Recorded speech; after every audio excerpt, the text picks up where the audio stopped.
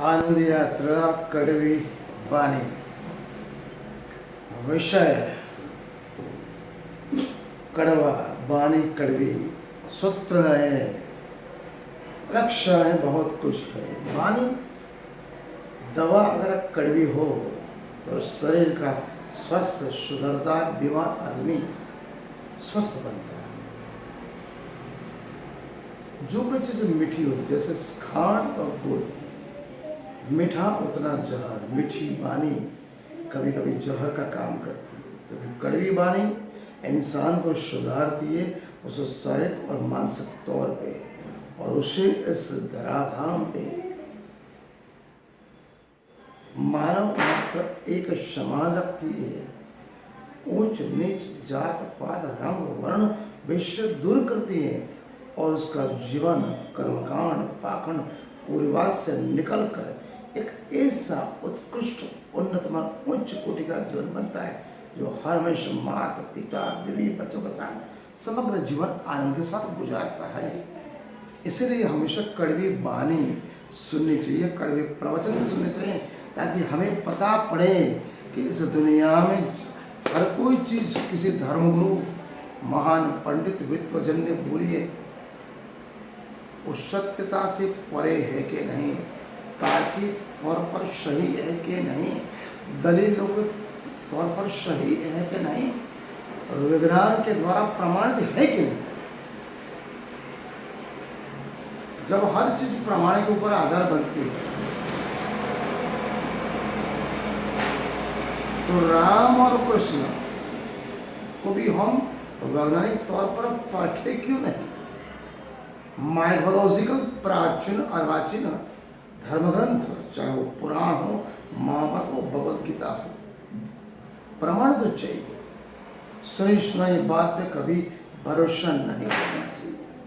विषय आज का कृष्ण वैदिक थे, अवैदिक थे, आर्य थे, अनार्य थे। सही में कृष्ण कौन थे, कैसे थे?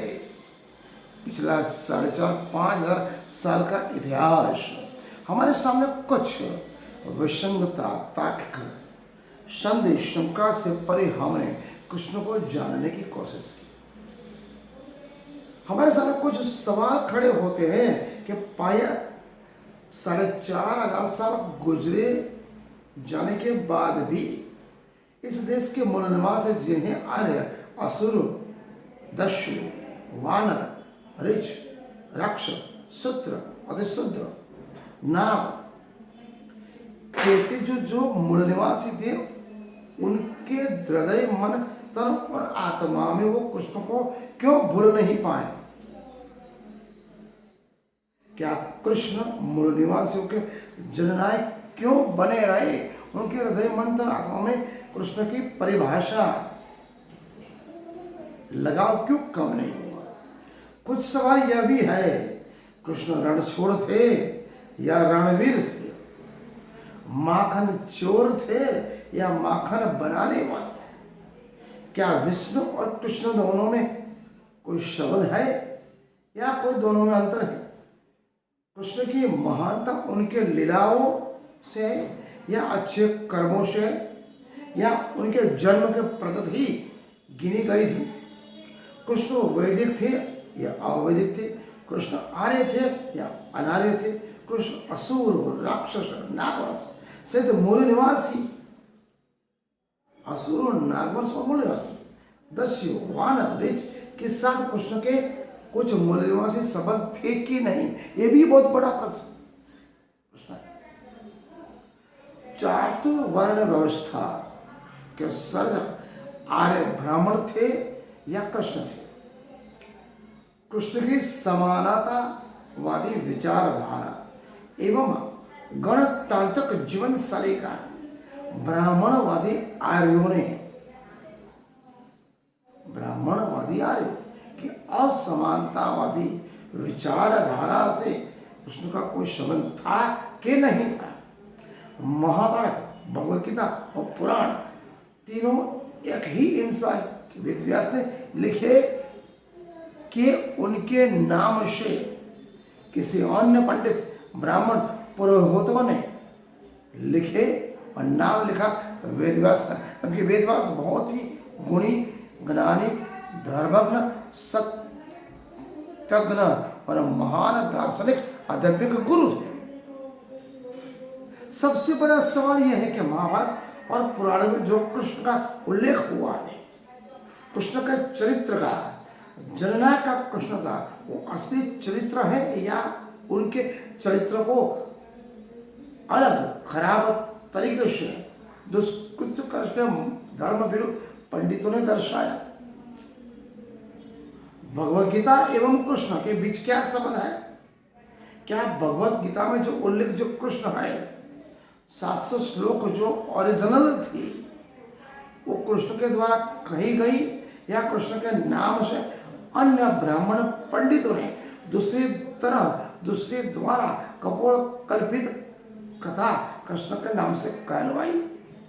जैसे कृष्ण ने बोला, हजारों साल से धर्म ग्रंथों के नाम पर कृष्ण को साधन बना, जो मुरलीधर थे, गोपालक थे, जननायक थे, क्रांतिकारी थे, इस मूल निवासी के प्रणेता थे, उनके आराध्य थे, आराधक थे, उनके नाम से मंदिरों का निर्माण करना, उस मंदिरों में केवल और केवल दुष्प्रचार, बलात्कार, कुरिवाज, अंधश्रद्धा, पाखंडवाद और भ्रष्टाचार को कौन चला रहा है? कृष्ण के नाम से मूल निवासियों का शोषण करने वाले, उनको शारीरिक तौर पर, मानसिक तौर पर, आर्थिक तौर पर, सामाजिक तौर पर गुलाम बनाने वाला वो कौन लोग थे, उसके बारे में सोचना पड़ेगा। इन सारे सवालों का जवाब ढूंढना जरूरी है। बाबा साहब आम्बेडकर ने हमें शिक्षा का वो हथियार दिया। बाबा साहब कहते शिक्षा वो शरीर का दूध जो पिएगा वो दहाड़ेगा बिना ज्ञान। पिछले 5000 साल से शिक्षा केवल और केवल ब्राह्मणों का अधिकार बनी रही।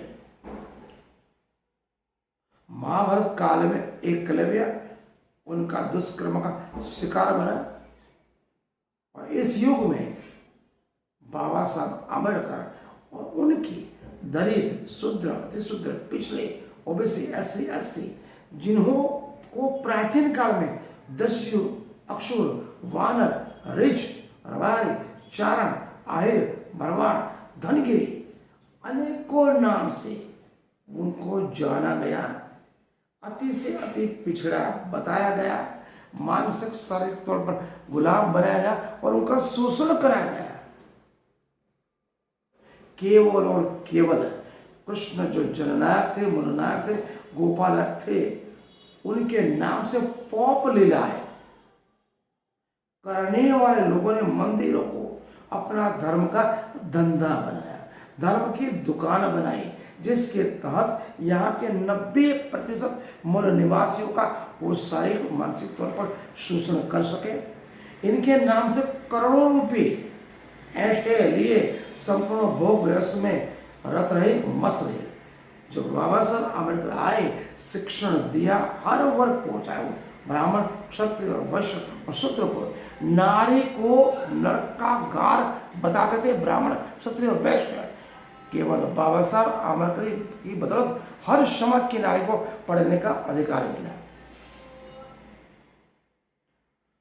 तो जो शोषित वर्ग पिछले 5000 साल से था, उनको 70 साल में शिक्षा का अधिकार मिला और वो पढ़ लिख गए, तो इनके भगती तलवे जमीन सरकने लगी।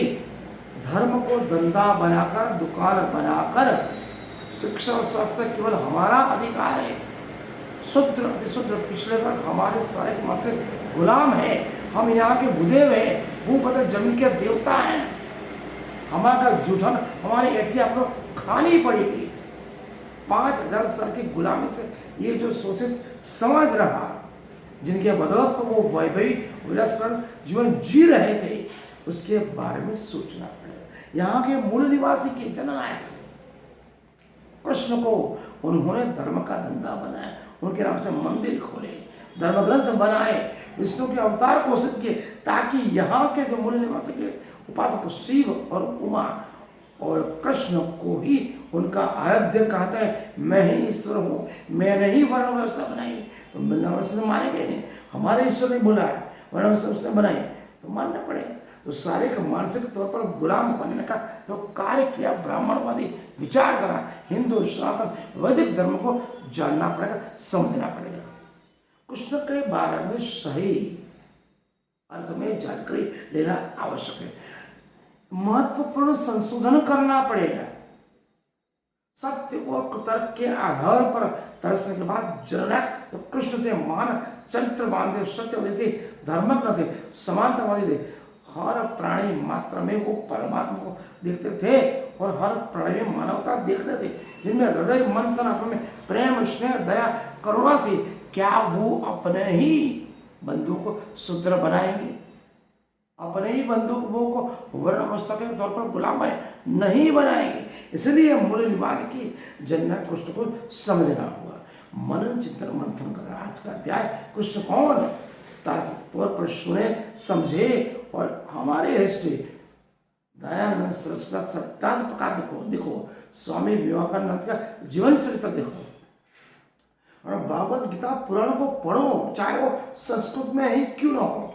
पढ़ना है तो समझना पड़ेगा, अन्यथा आप अपने ही जननायक मूल निवास को समझ नहीं पाए हुए और सारे मानसिक तौर पर जो 5000 साल से जो गुलामी की प्रथा आज भी फिर लागू करना वो लोग चाह रहे, तो उनको समझो। हमारा ही नायक हमसे क्यों कहेगा मैंने वर्ण व्यवस्था बनाई? वो तो हमारे लिए बना था, हमारा गोपाल था, हमारा मुरलीधर था, हमारा जन्म था, हमारा क्रांतिकारी नेता था। उन्होंने उसका उपयोग किया। कृष्ण के बारे में जाने समझे। प्रणाम।